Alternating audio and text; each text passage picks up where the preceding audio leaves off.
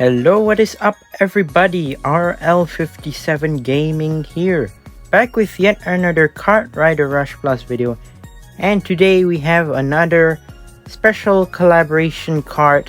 We have the McLaren 720S GT3, and this is basically new to season 17. Yes, this is a collaboration kart between Kartriderrushplus and McLaren. So yeah, basically what we're gonna do today is we're basically gonna check it out. As always, we're gonna do some test runs with it, you know, play some ranked mode, and also well, check out its max speed, and also obviously check out the whole kart itself, whether it's good or not, whether it's worth to buy or not, and yeah, is it better than any other Twinkle Star event kart? Like maybe it's better than Formula E Gen 2, who knows? Yeah, so today we're gonna prove about that. So yeah, let's go ahead and continue with this video. So obviously many of you already know this by now. This event basically uses wishing stars in order to get the full reward, which basically includes the 720S GT3, of course. But yeah, it's quite similar to the Formula E Gen 2 event, just that the rewards are changed. Instead, this one you get like the goggles, the racing goggles, and then you get the drift emoji, some balloons, as well as the kart as the final reward, which is quite good actually. Like, instead of you getting that dashboard, instead you'll actually like get some actual rewards, which are pretty cool as well. This did take me around, if you're wondering, it took me 163 wishing stars in order to get the full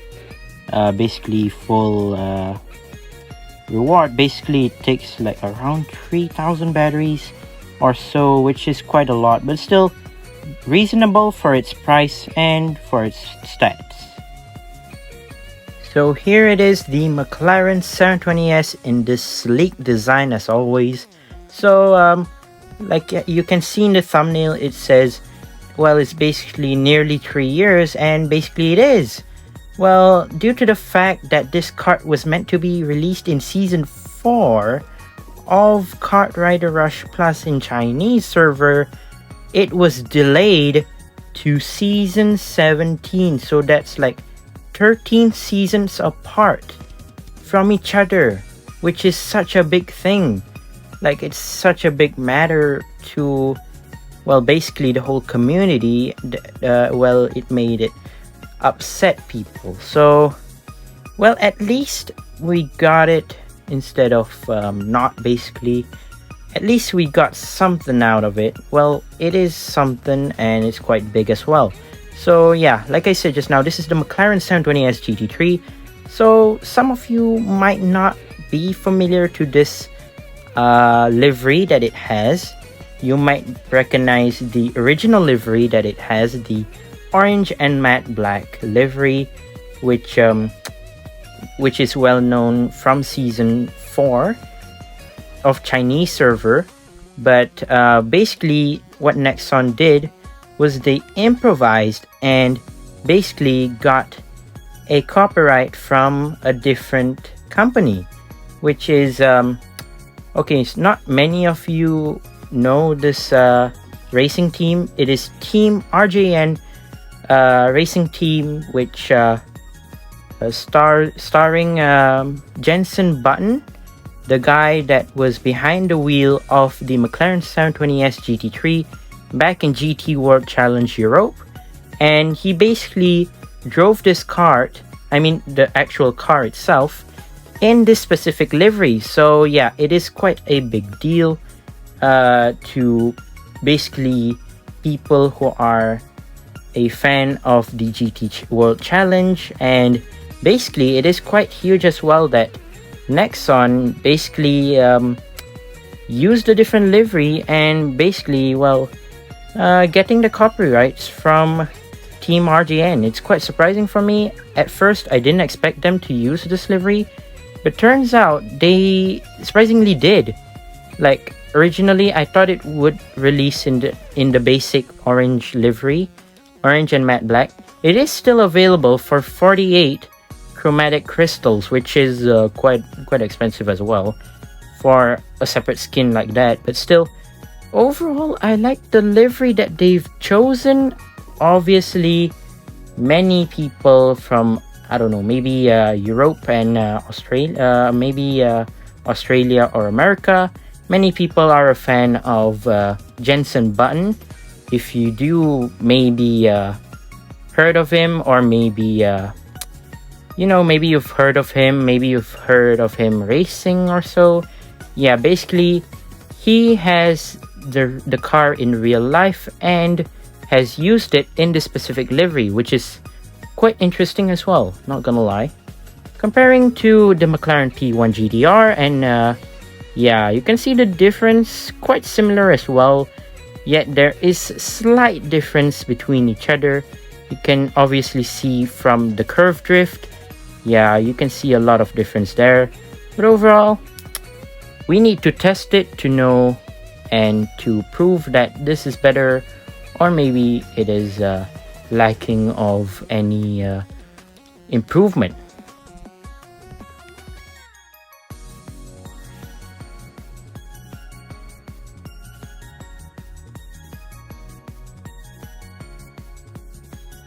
So here's some gameplay of the kart itself.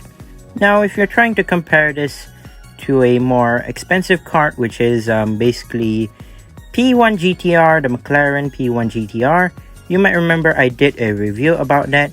You can go check it out in my YouTube channel, or you can check it out from the link in the description below. I will include it in the description. So yeah, if you want to watch that, you could if you want to, but well, stick around to know what's the difference between this and the P1.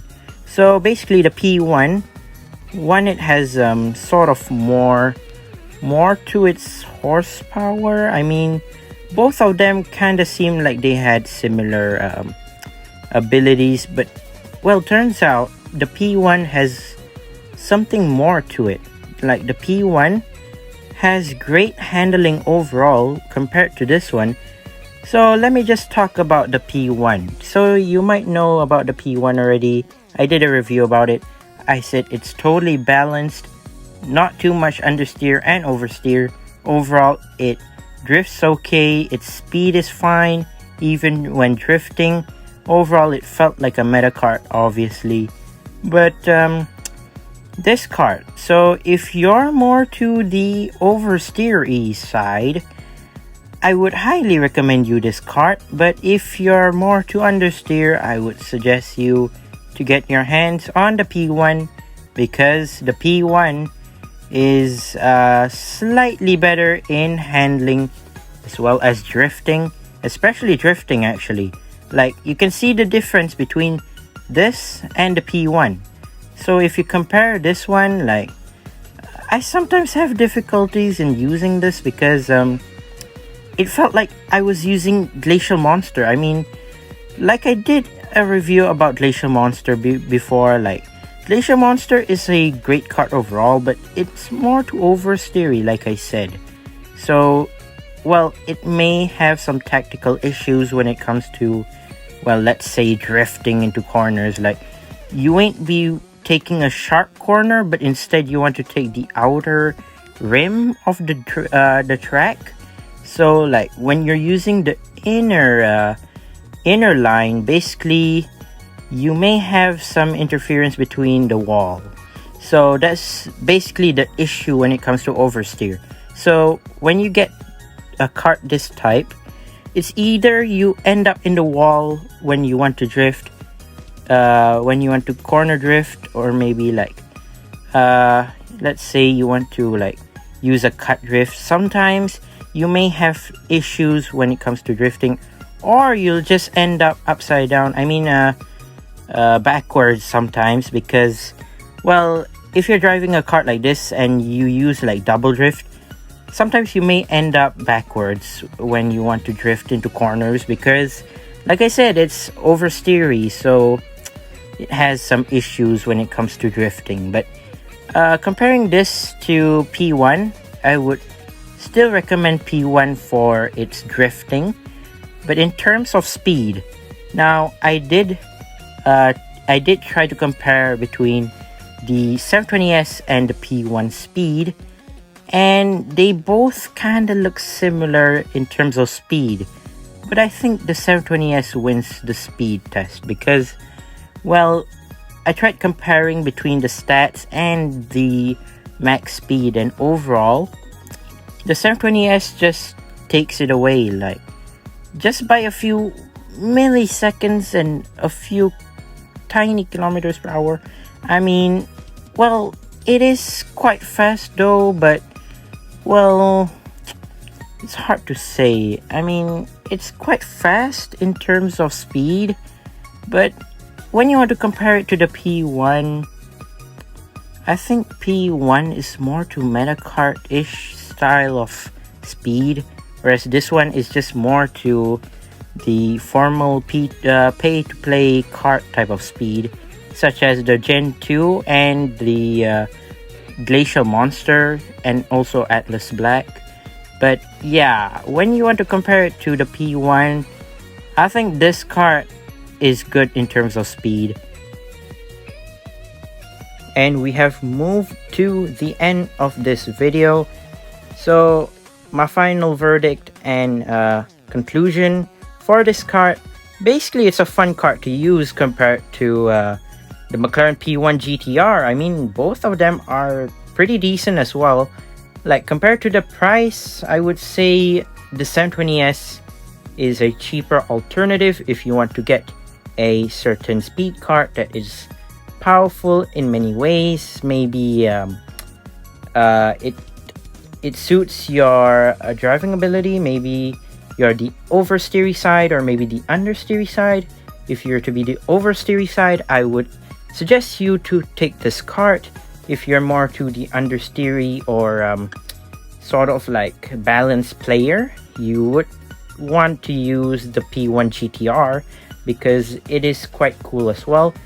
If you compare this to the Gen 2 Formula E, I would say they're kind of similar, but maybe just slight difference in speed. But overall, it's still quite fun to use, and not gonna lie, it's pretty good as well. But if you compare it to the Medakarts, Medakarts still win it, but still, if you maybe compare it to the P1 GTR, I could rather suggest you this one rather than the GTR for the price. But for the stats, I think this is quite good for a pay-to-play DLC kart to get without actual money. I mean, you do pay with extra real money, but you need the batteries, of course. So you pay with batteries. It's considered cheaper than the P1 GTR. That's my thoughts about the kart, especially for the price. And yeah, I think overall the 720S GT3 is quite a decent kart, and not gonna lie, I love the livery and whatnot, but safe to say that Nexon could have done slightly better. I mean, you know, they could maybe do something like OP so that people could have in batteries instead of a Medakart. I mean, Medakarts go to like 8K to 10K batteries, which is people won't be able to afford that every time, obviously, like for every season, hell no.